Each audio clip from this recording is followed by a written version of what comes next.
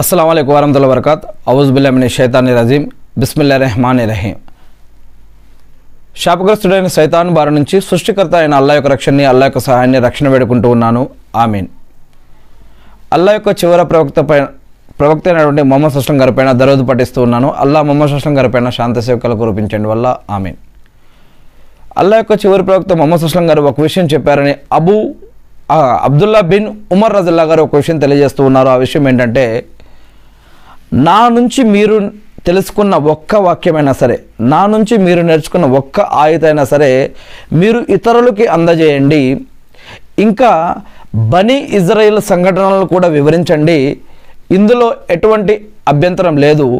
కానీ నేను అనని దాన్ని, నేను అంటే ప్రవక్త ముహమ్మద్ సల్లం గారు అనని దాన్ని, చెప్పని దాన్ని ఉద్దేశపూర్వకంగా నాకు ఎవరైతే అంటగడతారో అటువంటి వాడు తన యొక్క నివాసాన్ని, తన యొక్క గృహాన్ని నరకంలో ఏర్పాటు చేసుకుంటాడు. అతడు నరకంలో ఇల్లు కట్టుకున్నంత పాపం అతనికి లభిస్తుంది అని మొహమ్మద్ సల్లం గారు చెప్పని విషయాన్ని చెప్పారు అని, లేని విషయాన్ని ఉన్నదన్నట్టుగా, ఉన్నది లేనిది ఉన్నట్టుగా ఈ విధంగా కనుక ఇస్లాంలో ఒక విషయాన్ని కనుక చేస్తే మరి అది ఎంత పాపము ఇక్కడ చెప్పడం జరుగుతూ ఉంది. మరి ఈ యొక్క విషయం బుఖారీ హదీస్ గ్రంథం నుంచి మరియు మిస్కాతుల్ మసాబీలోని 198వ హదీస్ నుంచి తీసుకోవడం జరుగుతుంది. కానీ ఇక్కడ ఒక విషయం గమనించాలి. మనకు తెలిసిన ఒక్క వాక్యమైనా సరే, అది ఖురాన్ వాక్యమైనా, హదీస్ వాక్యమైనా సరే ఇతరులకి చేర్చండి, ఇతరులకు తెలియచేయండి అని చెప్పడం కూడా జరిగింది.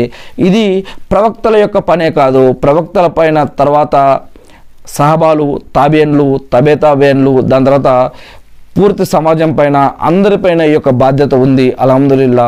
మరి నేను అల్లా సుబ్హానహు వ తఆలాని ప్రార్థిస్తూ ఉన్నాను. అల్లా మా అందరి యొక్క పాపాలను కూడా క్షమించండి వల్ల అల్లా మీరు ప్రవక్త ముహమ్మద్ సల్లల్లాహు అలైహి వసల్లం గారి ద్వారా ఏదైతే ఖురాన్ మరియు హదీసులు మాకు ఇచ్చారో వాటిని మేము తెలుసుకొని, నేర్చుకుని, అర్థం చేసుకొని, గుర్తుపెట్టుకొని వాటి ప్రకారం మేము జీవిస్తూ, మిమ్మల్ని ఆరాధిస్తూ తెలియని ఇతర మా సోదరులు కూడా తెలిపే భాగ్యాన్ని మాకు ప్రసాదించండి వల్ల ఆమీన్.